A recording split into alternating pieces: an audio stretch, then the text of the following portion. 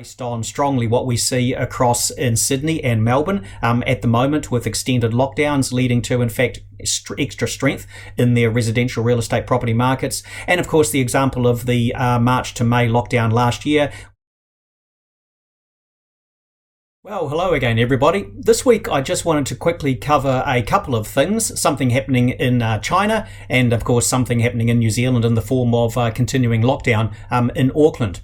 Across in China, there's a very large company called Evergrande, which has built many millions of apartments in China. It owes about $300 billion equivalent of debt to a great number of people, and it looks like it's not going to be able to service that debt, so it is at risk of going under, and this is leading to concerns in China that this may lead to a loss of confidence in other property developers over there, people trying to dump their property, collapsing house prices in China, which will obviously have an impact on the Chinese economy, with a blowback to New Zealand in the form of reduced demand for our exports across there. The logs, the seafood, the red meat, all those sorts of things, and obviously dairy product in particular.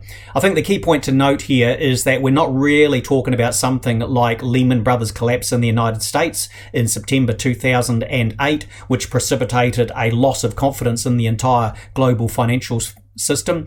This is an enterprise which is unlikely to be allowed to fail by the Beijing government, by the CCP, because of the great discontent I think it would cause to many millions of people in China. But there's probably going to be some restructuring, working of the whole thing out, and hopefully a bit of a more realistic assessment of the safety of investing and developing property in China. But the fact that I've had a number of people over the past few days ask me about it, I take not so much as people thinking there is a massive direct link here with New Zealand, but just the fact that there is some growing sensitivity in New Zealand regarding the question of how long house prices can be rising, as they've done by 37% on average in New Zealand since May last year.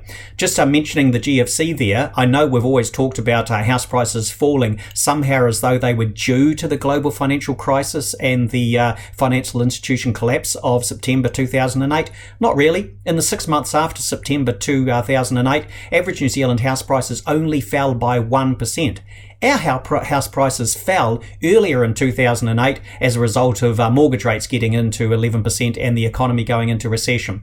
Just the second issue there, the lockdown in Auckland continuing for another 2 weeks at level 3, so enjoy your takeaways and your cappuccinos, etc. If it were to continue longer, could this have a newly depressing impact out there? Well, no, I would suggest the opposite actually, based on strongly what we see across in Sydney and Melbourne at the moment, with extended lockdowns leading to, in fact, extra strength in their residential real estate property markets. And of course, the example of the March to May lockdown last year, where once people were freed up, they went and bought a lot of property around New Zealand. And one factor, if Auckland spends 4 weeks rather than 2 weeks at level 3, which could be relevant, is maybe, if it's a 4-week scenario, the Reserve Bank would again hold off increasing its official cash rate when they next review it on October 6. I'm assuming Auckland goes down to level 2, modified version, as the rest of us have been doing, come early October, and we will see interest rates start to rise either by 1/4 or 0.5% starting on October 6, and then you should bank on about 2.5% increase in interest rates over maybe the next couple of years, but lots of uncertainty out there. Very uncertain world we live in, so have a chat with your mortgage broker regarding what are some of the good fixed interest rate hedging opportunities available out there. All the best. Enjoy your week.